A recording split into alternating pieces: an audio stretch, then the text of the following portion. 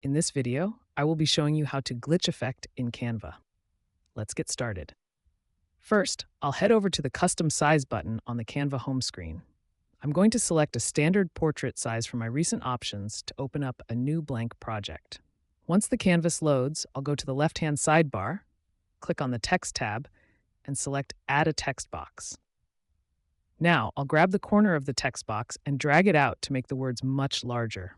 To make the effect stand out, I'll open the font menu and switch the font to a bold style like Anton. With the text still selected, I'll click on Effects in the top toolbar. From the side panel that appears, I'll choose the glitch effect. Now I can fine-tune the look by adjusting the direction and offset sliders to create the perfect amount of distortion.